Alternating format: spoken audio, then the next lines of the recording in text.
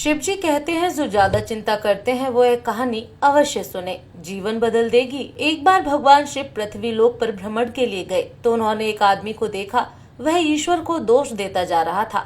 वह अपने जीवन से निराश था। तब भगवान शंकर बौद्ध भिक्षुक का रूप धारण करके उस आदमी को असली दुख के बारे में ज्ञान देते हैं। तो चलिए इस कहानी के माध्यम से समझते हैं कि असली दुख क्या होता है। भगवान शिव ने कहा है कि जो भी इस कथा को पूरी सुनेगा उसे मन चाहे फल की प्राप्ति होगी। इसलिए इस पवित्र कथा को अधूरी छोड़ने की गलती ना करें। चलिए कहानी शुरू करते हैं। एक समय की बात है, एक गांव में एक आदमी रहता था। उसका नाम मोनू था। वह बड़ा आलसी था और अपने जीवन से बहुत निराश था। और उसका कारण यह था कि उसने अब तक अपने जीवन में कुछ भी हासिल नहीं किया था। वह कुछ भी नहीं करता था। उसके घर वाले भी इस बात से बहुत परेशान रहते थे। वह चाहते थे कि वह बाहर जाकर कुछ अच्छा काम करे, कोई अच्छी सी नौकरी करे, लेकिन वह उनकी एक नहीं सुनता था। उसके घर वाले दूसरों का उदाहरण देकर उसे ताने मारते थे, उसे तरह तरह की बातें कहते थे, लेकिन उसे कोई फर्क नहीं पड़ता था। जबकि उसके सारे मित्र कामयाब हो चुके थे। कोई अच्छा व्यापार कर रहा था तो कोई अच्छी नौकरी कर रहा था, जिस कारण से जब भी उसके मित्र उससे मिलते तो वह लोग अपनी बढ़ चढ़कर तारीफ किया करते थे। लेकिन मोनू कुछ नहीं करता था, जिस कारण जब भी कोई उससे पूछता कि तुम क्या कर रहे हो तो वह कुछ नहीं कहता था। उसे यह कहने में बहुत शर्म महसूस होती थी कि वह कुछ नहीं करता। वह हमेशा सबसे केवल एक ही बात कहता था कि मैं कोशिश कर रहा हूँ, लेकिन उसकी कोशिशों का कोई भी फल किसी को नजर नहीं आ रहा था। देखते ही देखते अब ऐसा समय आ चुका था कि मोनू सभी से मुंह छुपाता फिरता, ताकि उससे कोई यह न पूछे कि तुम क्या करते हो, जिस कारण वह कभी किसी के सामने भी नहीं आता था। धीरे धीरे उसका मन दुखी होने लगा। उसे ऐसा प्रतीत होता था मानो वह इस धरती पर बोझ है, जिस कारण वह अपने आप को बहुत अकेला महसूस करता था। एक दिन तो उसके मन में यह भी विचार उत्पन्न होने लगा कि मेरे हाथ में कुछ नहीं है तो मैं क्या कर सकता हूँ। अकेला बैठकर वह रोता रहा और भगवान को दोष देता रहा। एक दिन छुपता छुपाता वह घर से निकलकर कहीं जा रहा था। तभी उसने रास्ते में देखा कि एक बौद्ध भिक्षुक लोगों को प्रवचन दे रहे थे और प्रवचन में वह दुख की बातें कर रहे थे। मोनू कुछ देर के लिए अपना मुंह छुपाकर वहीं पर खड़ा हो गया ताकि उसे कोई देख न ले, और चुपचाप वह बौद्ध भिक्षुक की बातें सुनने लगा। बौद्ध भिक्षुक सभी को प्रवचन में कह रहे थे कि दुख हमारा सबसे बड़ा साथी है। हमें दुख अपने जीवन के बारे में समझाता है और हमें सही जीने का तरीका बताता है। दुख हमारे गुरु की तरह है जिससे हमें सीखना चाहिए। आप चाहें तो अपने जीवन में अपने दुखों को अपना गुरु बना सकते हैं और उससे सीख सकते हैं, या फिर चाहें तो अपने दुखों पर बैठकर रो सकते हैं, लेकिन इससे आपको कोई लाभ नहीं मिलेगा, बल्कि आप दिन व दिन और कमजोर होते जाएंगे। मोनू छुपकर उन बौद्ध भिक्षुक की यह सारी बातें सुन रहा था। जैसे ही उपदेश खत्म हुआ वह उन बौद्ध भिक्षुक के पास पहुंचा और उन्हें प्रणाम करके कहने लगा, हे महात्मा, अभी आप कुछ देर पहले दुख को गुरु बता रहे थे। आप कह रहे थे कि दुखों से हमें सीखना चाहिए, हमें उन्हें अपना गुरु बनाना चाहिए।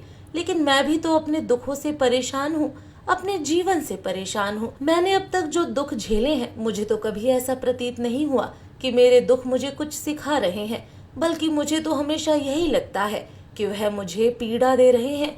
और दुख की पीड़ा बहुत भयंकर होती है। ऐसा लगता है अब इसके बाद हमारा जीवन समाप्त हो जाएगा, इसके बाद हमें कुछ नहीं मिलने वाला है, और यहाँ तक कि हमें मृत्यु भी उसके सामने कम लगती है। जब लोग ताने मारते हैं और कहते हैं कि तुम क्या कर रहे हो, तो मन को बहुत ठेस पहुंचती है और मैं उनसे कुछ नहीं कह पाता। मोनू की यह सारी बातें सुनकर वह बौद्ध भिक्षुक मोनू से कहते हैं, बेटा तुम्हें क्या दुख है और तुम दुख के बारे में ऐसी बातें क्यों कर रहे हो। मोनू ने अपने ऊपर लेते हुए सारी बातें उन बौद्ध भिक्षुक को बता दी और कहने लगा, हे महात्मा, क्या आपके पास मेरे दुख का कोई समाधान है। मोनू की यह बात सुनकर वह बौद्ध भिक्षुक मुस्कुराने लगे और मोनू से कहने लगे, बेटा, जब तुम्हारे जीवन में कोई असली दुख आए तब मेरे पास आना, मैं इसका समाधान तुम्हें अवश्य बताऊंगा। बौद्ध भिक्षुक की यह बात सुनकर मोनू थोड़ा सा अचरज में पड़ गया। उसे यह समझ नहीं आ रहा था कि क्या उसने अब तक जो दुख झेले हैं वह असली दुख नहीं है। उसने जो अभी तक पीड़ा सही है, जो ताने सहे हैं, जो तकलीफें उठाई हैं, क्या वह असली दुख नहीं है। वह मन ही मन सोचने लगा कि जब मुझे मेरे अपने ही नहीं समझ पाए तो यह बौद्ध भिक्षुक मुझे क्या समझेंगे। इतना सोचकर मोनू वहां से चला गया। सभी लोगों के ताने सुन सुनकर वह बहुत थक चुका था, जिस कारण उसने निर्णय लिया कि वह अब कुछ करके दिखाएगा। उसने अपने पिता से थोड़ा सा धन लिया और उस धन से उसने एक व्यापार शुरू किया। उसके पिता बहुत खुश थे कि कम से कम मेरा बेटा कुछ करने का प्रयास तो कर रहा है, लेकिन उसे व्यापार में कोई सफलता नहीं मिल रही थी, जिस कारण वह बहुत ही हताश हो चुका था। उसे यह समझ नहीं आ रहा था कि वह क्या करे, किस तरह से अपना व्यापार को आगे बढ़ाए। तभी उसके पिता ने उससे कहा, बेटा कोई बात नहीं, इसी तरह से प्रयास करते रहो, आज नहीं तो कल सफलता अवश्य मिलेगी। मोनू ने अपने पिता की बात मानी और अपने व्यापार में और भी कड़ी मेहनत करने लगा। धीरे धीरे उसे सफलता मिलने लगी और फिर उसने रफ्तार पकड़ ली। देखते ही देखते केवल 2 सालों के अंदर वह एक बहुत बड़ा व्यापारी बन गया। अब उसके पास धन दौलत की कोई कमी नहीं थी। लोग जो उसे पहले नापसंद करते थे अब उसे पसंद करने लगे। उसके माता पिता भी अब अपने बेटे की सफलता से अत्यंत प्रसन्न थे। धीरे धीरे मोनू के मित्रों की संख्या लगातार बढ़ती जा रही थी। मोनू के कुछ मित्रों ने उसे यह भी सलाह दी कि उसे अपने व्यापार और तेजी से बढ़ाना चाहिए। जब तुम आज केवल इस नगर के सबसे बड़े व्यापारी हो तब तुम इतना खुश हो, वहीं पर तुम सोचो कि जब तुम इस राज्य के सबसे बड़े व्यापारी बन जाओगे तब तुम्हारे यहाँ पर लोगों की भीड़ जमा हो जाएगी। लोग तुमसे मिलने के लिए समय निकालेंगे, यहाँ तक कि इस राज्य का राजा भी तुमसे मिलना चाहेगा और तुम्हारी तारीफ करेगा। मोनू को अपने दोस्तों की यह बात बहुत पसंद आई। मोनू ने सोचा कि मेरे मित्र सही कह रहे हैं, मुझे अपने व्यापार को और बड़ा करना चाहिए, तभी तो हर कोई मेरे बारे में जान सकेगा, हर कोई मुझे पहचानेगा। उसने बिना देरी किए अपने व्यापार में कड़ी मेहनत करने लगा, लेकिन अब की बार उसके मन में धैर्य नहीं था, जिस कारण उसने कुछ अनुचित कदम उठाए ताकि उसका व्यापार जल्दी से जल्दी और बड़ा हो जाए। उसने कई लोगों से अधिक मात्रा में धन उधार ले लिया, जिससे उसके ऊपर अब काफी कर्जा हो चुका था। इतना ही नहीं, उसने अधिक से अधिक मुनाफा कमाने के चक्कर में अपने माल की गुणवत्ता को भी खराब कर दिया, जिससे अब उसके माल में वह बात नहीं रही जो पहले हुआ करती थी। लेकिन वह अपने मित्रों की बात सुनता रहा। जैसा उसके मित्र कहते थे वह वैसा ही करता चला जा रहा था। यहाँ तक कि उसने अपने व्यापार को और भी तेजी से बढ़ाने के लिए अपने दूसरे छोटे व्यापारियों के खिलाफ षड्यंत्र भी रचना शुरू कर दिया, जिस कारण उसके मन में अब पहले जैसा वह सुकून नहीं था।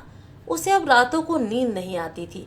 वह केवल एक ही विचार में लगा रहता था कि किस तरह से उसका व्यापार पूरे राज्य में फैल जाएगा और वह इस राज्य का सबसे बड़ा व्यापारी बन जाएगा। हालांकि उसके पास अब सब कुछ था, धन दौलत, अच्छा घर, गाड़ियां, नौकर चाकर, सभी सुख सुविधा थी, लेकिन उसके बावजूद भी वह उन चीजों का लाभ नहीं उठा पा रहा था, क्योंकि उसका पूरा ध्यान केवल अपने व्यापार को और उन्नति पर ले जाना था। एक दिन मोनू अपनी गाड़ी में बैठकर जा रहा था, तभी रास्ते में उसे गुरुदेव का आश्रम दिखाई दिया। यह देखकर वह उन बौद्ध भिक्षुक के पास गया और कहने लगा, हे महात्मा, आपने कहा था कि जब मेरे जीवन में कोई असली दुख आए तब मैं आपके पास आऊं। आज मैं बहुत दुखी हूँ, मैं रातों को सो नहीं पा रहा हूँ। मेरे पास सब कुछ होते हुए भी मैं उसका आनंद नहीं उठा पा रहा हूँ। उसने अपनी सारी बातें एक एक करके उनको बताई। तभी वह बौद्ध भिक्षुक मोनू से कहते हैं, बेटा, जब तुम पहली बार आए थे तब भी तुम बहुत दुखी थे, लेकिन तब तुमने अपने दुख से क्या सीखा था? इसके जवाब में मोनू ने कहा, हे महात्मा, जब मैं अपने जीवन में कुछ नहीं कर पा रहा था तब मैंने अपने दुखों से यह सीखा था कि केवल सोचने मात्र से कुछ नहीं होगा, उसके लिए हमें कुछ करना भी पड़ेगा, और केवल कोई काम करना ही हमें सफल नहीं बनाता, बल्कि उस काम को उसके अंजाम तक पहुंचाना हमें सफल बनाता है। फिर चाहे रास्ता कैसा भी हो, फिर चाहे परिस्थितियां कैसी भी क्यों ना हो, फिर चाहे ऐसा क्यों ना लगने लगे कि अब हमारे जीवन में कुछ नहीं बचा और हम कुछ नहीं कर सकते, तब भी हौसला बनाए रखो, उम्मीद ना छोड़ो और अपने कार्य पर डटे रहो। जब तक मैं अपने लक्ष्य तक नहीं पहुंच जाता तब तक मैं इस कार्य को करता रहूंगा, मैं इस कार्य में अवश्य सफल होकर रहूंगा। जबकि बाकी लोग केवल सफल लोगों को महत्व देते हैं, उनके कर्मों को नहीं। मोनू की यह सारी बातें सुनकर वह बौद्ध भिक्षुक मुस्कुराने लगे और मोनू से कहने लगे, बेटा, जब तुम्हारे जीवन में असली दुख आए तब तुम मेरे पास आना, मैं तुम्हारी समस्या का समाधान अवश्य करूंगा। इतना कहकर वह बौद्ध भिक्षुक वहां से उठकर चले गए। मोनू एक बार फिर से उनकी यह बातें सुनकर आश्चर्यचकित रह गया। उसे अब यह समझ नहीं आ रहा था कि क्या उसने जो दुख देखा है, उसने जो तकलीफें अब तक सही है, क्या वह असली दुख नहीं है। उसके मन में अब यह सवाल उत्पन्न होने लगा कि असली दुख क्या है और इसकी पहचान क्या है, और मुझे कैसे पता चलेगा कि इस समय मैं असली दुख में हूँ। लेकिन उसने कुछ नहीं कहा। वह यह सब सोच ही रहा था कि तभी वह बौद्ध भिक्षुक मोनू के पास एक बड़ा सा घड़ा लेकर पहुंच जाते हैं। उस घड़े के अंदर सोने के सिक्के थे। उस घड़े को देते हुए बौद्ध भिक्षुक ने मोनू से कहा, बेटा तुम इसे उस पेड़ के नीचे दबा दो, क्योंकि यह मेरे किसी काम का नहीं है। जब मुझे इसकी जरूरत पड़ेगी तब मैं वहां से खोद कर इसे निकाल लूंगा। मोनू ने उनकी बात मानकर उस घड़े को उस पेड़ के नीचे जाकर मिट्टी में दबा दिया। फिर वह गुरुदेव को प्रणाम करता है और वहां से वापस अपने घर की ओर लौट जाता है। धीरे धीरे समय बीतता गया। समय के साथ साथ मोनू अपने व्यापार में और भी ज्यादा उन्नति कर चुका था, लेकिन माल की गुणवत्ता अच्छी न होने के कारण अब उसके व्यापार में घाटा होने लगा। और धीरे धीरे ऐसा समय आया कि उसका व्यापार पूरी तरह से चौपट हो गया। अब उसके पास कुछ नहीं बचा था, बल्कि उसने जो कर्ज लिया था वह कर्ज भी उसे चुकाना था। लेकिन वह तो यह सोचकर निश्चिंत था कि उसने जो कर्ज लिया है वह अपने मित्रों से लिया है, जिस कारण वह उन्हें लौटाने में थोड़ी देर अवश्य कर सकता है। वह तो यह सोच रहा था कि उसके मित्र उसका बुरे समय में साथ देंगे, लेकिन सबसे पहले उसके मित्र ही उससे अपना कर्ज वापस लौटाने की मांग करने लगे। तब मोनू को एहसास हुआ कि कोई भी अपना नहीं है। उसने अपने मित्रों से थोड़ी सी मोहलत मांगी, लेकिन किसी भी मित्र ने उसे कर्ज लौटाने के लिए वह मोहलत नहीं दी, बल्कि वह लोग उसे जान से मारने की धमकी देने लगे। अपने मित्रों के मुंह से यह सुनकर मोनू आश्चर्यचकित रह गया। वह जो कुछ सोच रहा था सब कुछ उल्टा पड़ गया। जिस व्यापार के चलते उसने इतने मित्र बनाए थे वह सब उससे दूर जाने लगे। अब कोई भी उसका साथ नहीं देना चाहता था। धीरे धीरे उसकी सारी संपत्ति नीलाम हो गई। अब उसके पास कुछ नहीं बचा। वह सड़क पर आ चुका था। उसने हार मानकर अपने माता पिता से कहा, पिताजी मेरी मदद कीजिए, मेरे ऊपर बहुत कर्ज है, मुझे उसे लौटाना है। कृपा करके मुझे थोड़ा सा धन दे दीजिए। मोनू के पिता ने कहा, बेटा मेरे पास तो यह एक छोटा सा घर है, अगर यह भी तुम्हें दे दूंगा तो मैं और तुम्हारी माँ कहाँ रहेंगे? हमें भी दर दर की ठोकरें खानी पड़ेंगी, हमें भी सड़कों पर भीख मांगनी पड़ेगी। अपने माता पिता के मुख से यह सुनकर मोनू चुपचाप वहां से चला गया और मन ही मन सोचने लगा कि अब मेरे पास कुछ नहीं बचा, जो था वह सब बर्बाद हो गया। अब मैं जीकर क्या करूंगा? अब मेरे पास केवल एक ही रास्ता है जिससे मैं अपने कर्जदारों से अपना पीछा छुड़ा सकता हूँ। यह सोचता हुआ वह एक ऊंची पहाड़ी पर जा पहुंचा। वह पहाड़ी पर चढ़ता ही जा रहा था कि तभी उसे याद आया कि उन बौद्ध भिक्षुक ने कहा था कि जब तुम पर असली दुख आए तभी तुम मेरे पास आना, मैं तुम्हारी समस्या का समाधान अवश्य करूंगा। यह सोचकर मोनू ने मन में एक बार फिर उम्मीद की लहर दौड़ पड़ी। मोनू तुरंत दौड़ता हुआ उनके पास पहुंचा और उन्हें प्रणाम करके अपने ऊपर बीती हुई हर एक बात उन्हें बता दी। तभी वह बौद्ध भिक्षुक मोनू की बातें सुनकर मुस्कुराते हुए बोले, बेटा कहाँ है असली दुख? जब तुम्हारे जीवन में असली दुख आएगा तो मैं उसका समाधान अवश्य करूंगा। उनके मुख से यह सुनकर सोनू के सब्र का बांध टूट गया और वह कहने लगा, हे महात्मा, आखिर यह असली दुख क्या होता है? क्या मैंने आज तक जो भी दुख झेले हैं, जो भी तकलीफें मैंने सही हैं, क्या यह दुख नहीं है? तभी वह बौद्ध भिक्षुक मोनू से कहते हैं, बेटा पहले तो मुझे यह बताओ कि तुमने अपने दुख से क्या सीखा है। इसका जवाब देते हुए मोनू बोला, हे महात्मा, मैंने तो यही देखा है कि जो लोग तरक्की में हमारा पीछा करते हैं, हमारा साथ छोड़ते हैं, वह लोग हमें धोखा अवश्य देते हैं, क्योंकि ऐसे लोग बुरे समय पर हमारा साथ नहीं देने वाले, बल्कि हमारा फायदा उठाने का ही प्रयास करेंगे। इसलिए ऐसे लोगों पर भरोसा नहीं करना चाहिए, बल्कि जो लोग हमारी असफलता के समय पर, हमारे बुरे समय पर हमारे साथ खड़े हैं, वही हमारे असली मित्र हैं। मोनू की यह बातें सुनकर बौद्ध भिक्षुक उस पेड़ के पास पहुंचे। उन्होंने गड्ढा खोदा और वह घड़ा निकालकर मोनू के हाथ में थमा दिया, जिसमें सोने के सिक्के भरे हुए थे। वह घड़ा मोनू के हाथ में थमाते हुए उन्होंने कहा, लो इसे पकड़ो, और जब तुम्हारे जीवन में असली दुख आए तब तुम मेरे पास आना। मोनू अभी भी बड़ी अचरज में था। उसे यह समझ नहीं आ रहा था कि आखिर यह असली दुख है क्या। लेकिन उसने अपने हाथों में रखे हुए उस घड़े को देखा जिसके अंदर सोने के सिक्के थे। यह देखकर उसे मन ही मन यह लगा कि चलो अब तो थोड़ी सी राहत मिल जाएगी, मैं अपने मित्रों का वह कर्ज लौटा सकूंगा और एक नया व्यापार फिर से आरंभ कर सकूंगा। जिस कारण उसने बौद्ध भिक्षुक को प्रणाम किया और वहां से चल पड़ा। मोनू ने उन सिक्कों से सभी का कर्ज लौटा दिया और अपना एक नया व्यापार शुरू किया। व्यापार छोटा था, लेकिन अब की बार मोनू बहुत खुश था। उसने पूरी ईमानदारी और लगन के साथ अपने व्यापार पर काम किया और देखते ही देखते एक बार फिर से वह एक बड़ा व्यापारी बन गया। लेकिन अब की बार वह बहुत खुश था, क्योंकि इस बार उसने कोई लालच नहीं किया, ना ही किसी के लिए कोई षड्यंत्र रचा, बल्कि उसने पूरी ईमानदारी और मेहनत के साथ अपने व्यापार पर काम किया।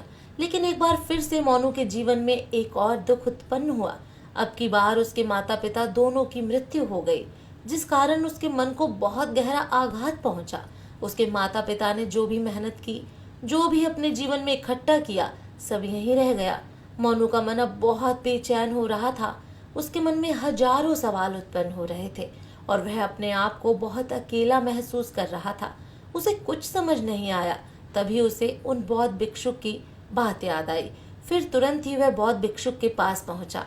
उसे देखते ही उन्होंने कहा, क्या बात है बेटा, क्या फिर से कोई दुख आन पड़ा है? तब मोनू ने कहा, नहीं गुरुदेव, अब तो सब ठीक है, लेकिन आज मेरे माता पिता की मृत्यु हो गई और मैं बहुत अकेला महसूस कर रहा हूँ। बौद्ध भिक्षुक ने कहा, बेटा, इसमें दुखी होने वाली क्या बात है? यह तो जीवन है, एक दिन तो सभी को जाना है। हम सब एक न एक दिन मृत्यु को प्राप्त हो ही जाएंगे, और मृत्यु कब आएगी यह किसी को नहीं पता। हो सकता है कि तुम्हारी मृत्यु कल ही हो जाए या फिर आज और अभी। यह सुनकर मोनू आश्चर्यचकित रह गया। उसने कहा, हे महात्मा, आप यह क्या कह रहे हैं? मैं तो अभी जवान हूँ और मुझे तो अपनी पूरी उम्र जीना है। मैं तो जीना चाहता हूँ, कुछ करना चाहता हूँ, और आप कह रहे हैं कि मैं कभी भी मृत्यु को प्राप्त हो सकता हूँ। बौद्ध भिक्षुक ने कहा, बेटा, इस भ्रम में मत रहना कि मृत्यु केवल बूढ़ों को ही आती है। बूढ़ों के सामने तो उनके जवान बच्चे तक मर जाते हैं। मृत्यु कभी किसी की उम्र देखकर नहीं आती है और ना ही किसी को बता कर आती है। बौद्ध भिक्षुक के मुख से यह बातें सुनकर मोनू के मन में अब एक और प्रश्न उत्पन्न होने लगा कि क्या हम यहाँ पर केवल इसीलिए आते हैं कि इस जीवन को भोगें और एक दिन मृत्यु को प्राप्त हो जाएं? वह समझ नहीं पा रहा था कि जीवन का असली मतलब क्या है। तभी बौद्ध भिक्षुक मुस्कुराते हुए मोनू से कहने लगे, बेटा, आज पहली बार तुम्हारे जीवन में असली दुख उत्पन्न हुआ है। वास्तव में यही है जिसे हम दुख कह सकते हैं, जो दुख कहलाने लायक है। मोनू ने कहा, हे महात्मा, मेरे इस दुख का समाधान कीजिए, मेरे इस दुख का निवारण कीजिए। तभी बौद्ध भिक्षुक ने कहा, बेटा, हम सबके अंदर क्रोध, लालच और लोभ जैसी कई वासनाएं हमारे अंदर घर बनाकर बैठी हैं, जिस कारण से हम अपने जीवन को टुकड़ों में जीते हैं और हमारी जीत कभी नहीं हो पाती। हम कभी एक जगह सोच नहीं पाते। आजकल हमारे पास तो इतना भी समय नहीं है कि हम एक पल निकालकर, एक पल के लिए मुड़कर अपने आप को देख सकें, अपने आप को समझ सकें। वास्तविकता में हर कोई यहाँ पर अपने जीवन भर केवल दुख दुख करके चिल्लाता रहता है।